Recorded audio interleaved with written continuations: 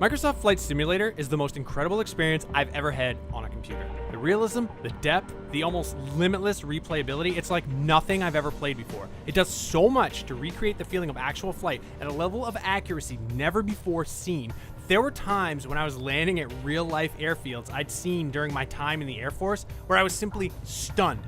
These are places I could likely never visit again as a civilian, and yet as I gazed out the window during my final descent into places like Jacobabad, Pakistan, or Thumrait, Oman, I was seeing an approximation so close to what I remembered from all those years ago that I actually said out loud, "Holy shit, I remember this."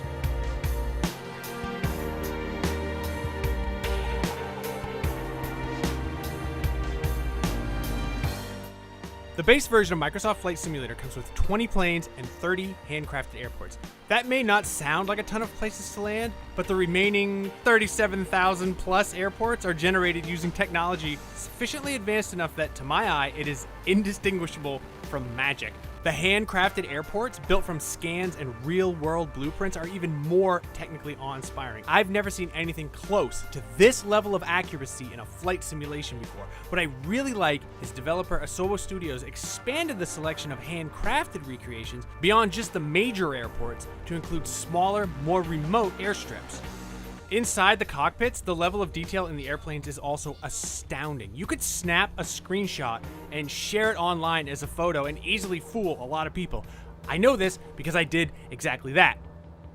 Not only does it look picture perfect, it's completely accurate in functionality too. This is also the first game I've ever played where I downloaded a PDF manual from a real-world piece of equipment to reference during play, and it worked.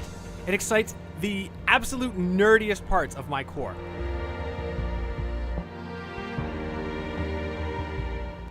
All of that gorgeously detailed equipment is on the inside, but the absolute genius of Microsoft Flight Simulator is actually outside. All 2 petabytes of satellite and high altitude photography from Bing Maps is available to stream to your computer, and the effect is absolutely mind-blowing. You can go almost literally anywhere, and not only that, you can fly in real-world weather conditions with live air traffic. As unbelievably realistic as the flight simulation is, it's also as accessible to just about anyone's level of flight experience. As someone without a real-world pilot's license, my personal preference is playing it halfway between the full simulation and the most automated settings, because it still creates a very challenging experience, but removes some of the mundane steps. Better still, since Flight Simulator is coming to Xbox Series X, it controls well with just an Xbox One controller. I still prefer my flight stick though.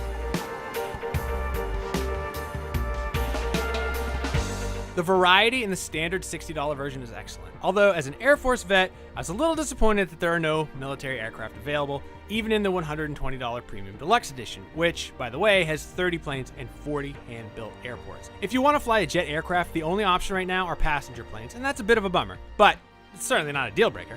I'm not trying to knock the impressive selection here either. I'm just being greedy. With that said, I've been perfectly content with the 20 planes included with just the base game.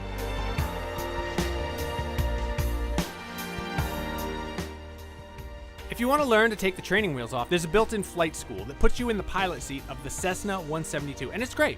They helped me with a lot of terminology, best flight practices, and getting used to handling aircraft. I wish there was more aircraft-specific training available for the other planes in the fleet, but there is a pretty smart AI you can hand the controls to at any time during your flight, and it knows its stuff. I was able to learn a lot about the proper approach angle and landing speeds just from watching my AI pilot take over. The act of flying free and exploring some far-flung corner of the Earth is more than enough to keep me entertained, but Flight Simulator adds some competitive elements like landing challenges. Your score is recorded and uploaded to the leaderboards, which really stokes the fires of my inner competitor. Will I ever top the leaderboards on these challenges? No. God, no. But by God, I'll try.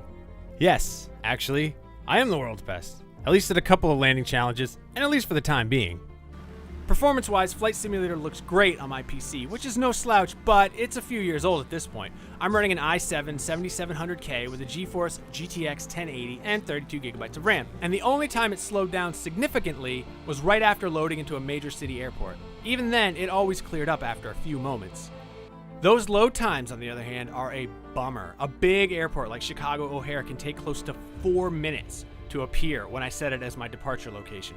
Personally, I don't mind the wait because it's barely a blip compared to how long I was just cruising in the air, but it's impossible to ignore. Also, heads up, streaming all this map data can take a chunk out of your data cap if you've got one, so that's one more instrument to keep an eye on.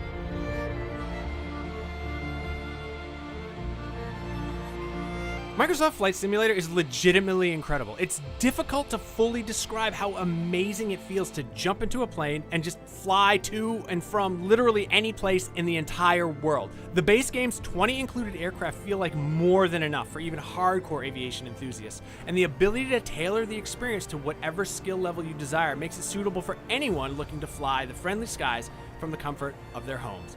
The real-world mapping data, however, takes Flight Simulator from being just an impressive game to the most awe-inspiring and limitless simulation I've ever experienced, in spite of its less than stellar load times.